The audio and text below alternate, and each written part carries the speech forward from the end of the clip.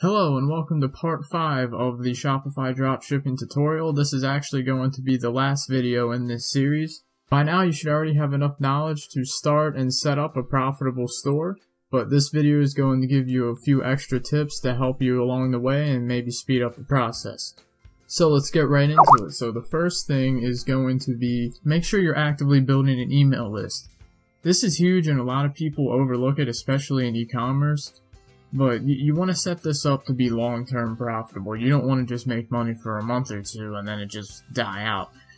So in order to maintain long-term profitability, you're going to want to continuously build an email list of potential customers or returning customers that you can keep bringing back to buy your items.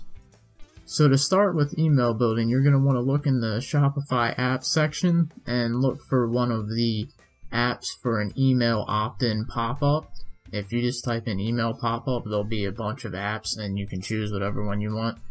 And what this is, it's when you land on a page, you can either set it to pop up as soon as someone goes to your page or right when they're about to click off of your page.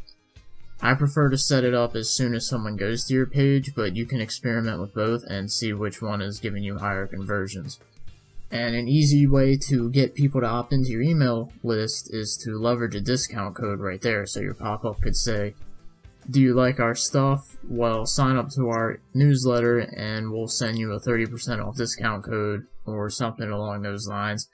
And that's the easiest way to get people on an email list for e-commerce and stuff.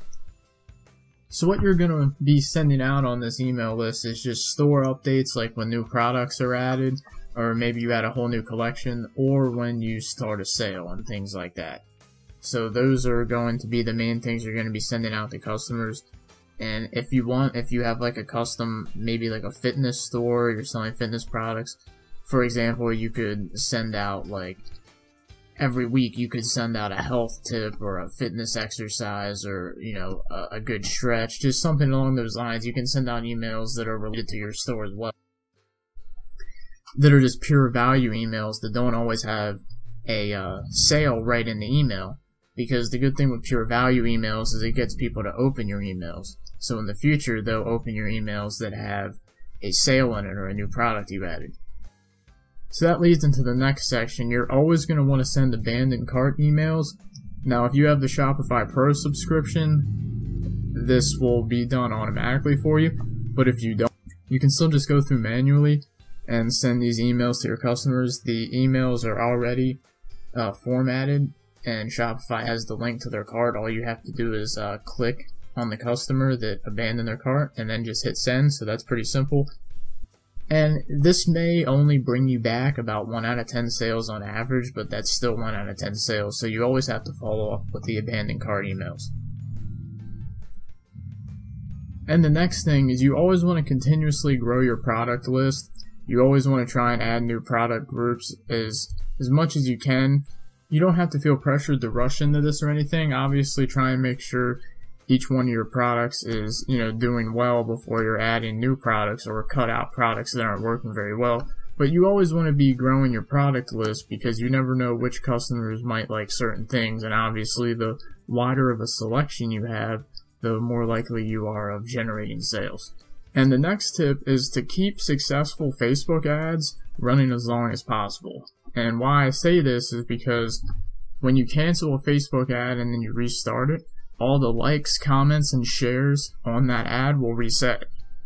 And that may seem insignificant, but when you have a Facebook ad that's been running for weeks and weeks and it has a lot of comments, a lot of likes, and a lot of shares, it has a lot of social proof. So other people that are seeing that ad now are looking at that and they're like, a bunch of people are looking at this item, a bunch of people are interested in this, maybe I better get in on this too. And things like that. Like the social proof helps a lot more than...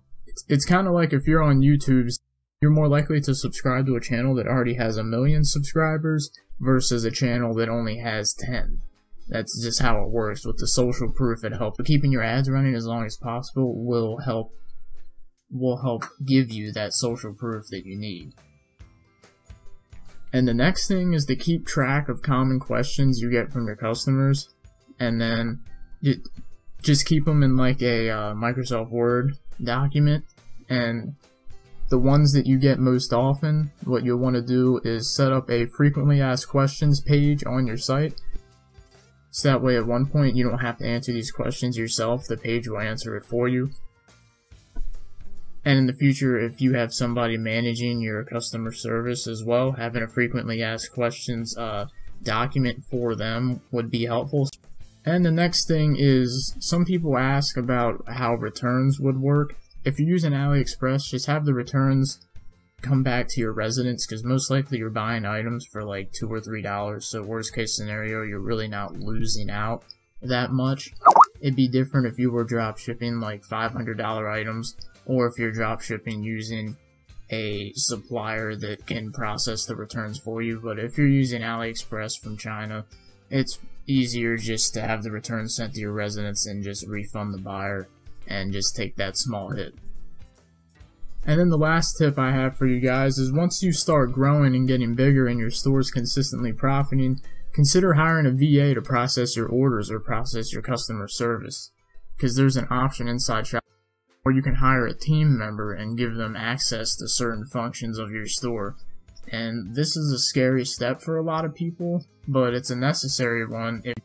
And this all depends on what your goals are, but if you're trying to have a really big store, or you're trying to have like 10 smaller stores, you're going to need to bring in some help.